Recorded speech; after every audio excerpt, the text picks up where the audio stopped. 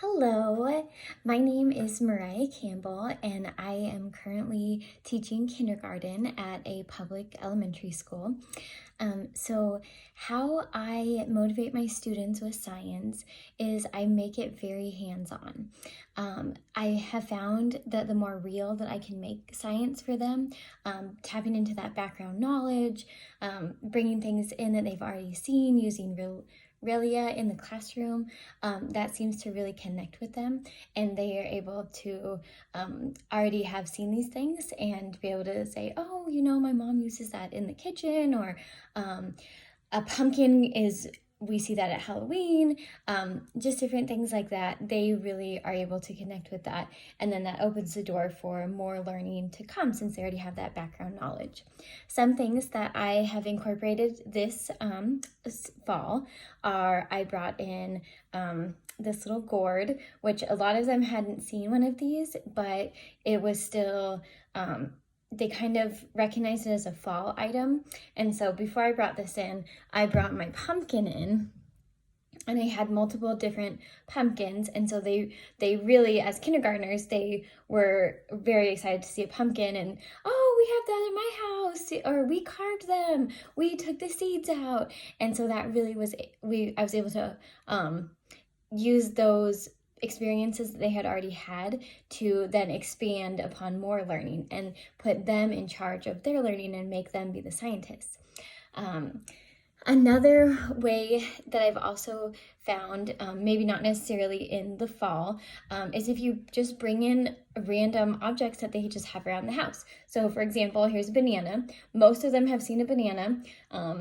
They know what it feels like, they know what it tastes like. I pass this around, let them touch it. They have experience with this from home and then also in the school cafeteria. And then I also like to bring in something like salt. So I might bring this in and say, does anybody recognize this? We would dump it out, and then we would talk about how, we cook with this, we put this on our food. This is also something familiar to them.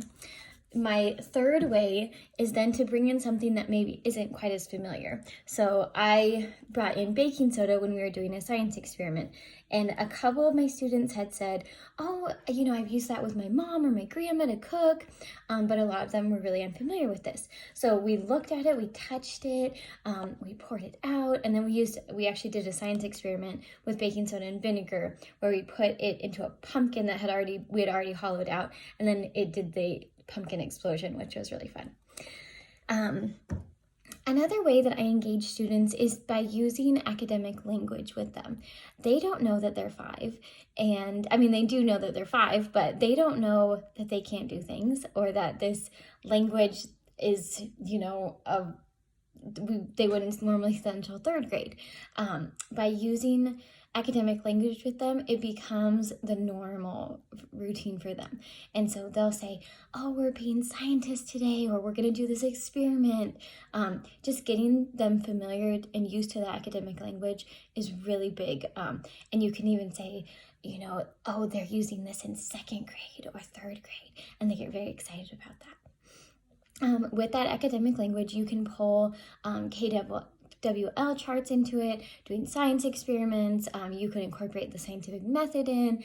There's many ways that you can do more learning opportunities in using those more developed, methods or charts, or any kind of way that you're documenting data, but getting them familiar with it.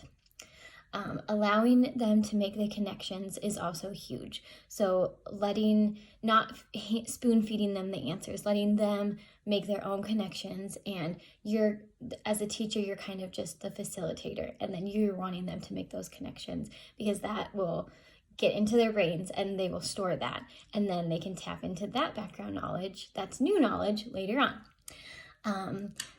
The ways that I incorporate technology are using my smartboard. So we might look at an experiment online, we might preview it beforehand, and then we'll try our own, or maybe I'll show them part of an experiment and then I won't show them the end, and then we have to guess what the end results are going to be, and that's been really fun.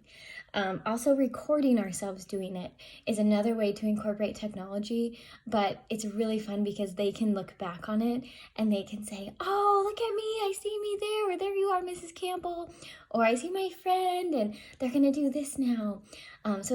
Those are two ways to incorporate technology that's been really helpful for me as a kindergarten teacher. And just the last point I just wanted to make is just to get excited. So whatever you are excited about, your students are going to be excited about. If you make a huge deal about it, they're going to get excited, and especially at the kindergarten level where they're a little bit crazy, but you can control that, and we can put that kind of craziness into good and being crazy scientists. So thank you for watching my video. I hope that you enjoyed it. Bye.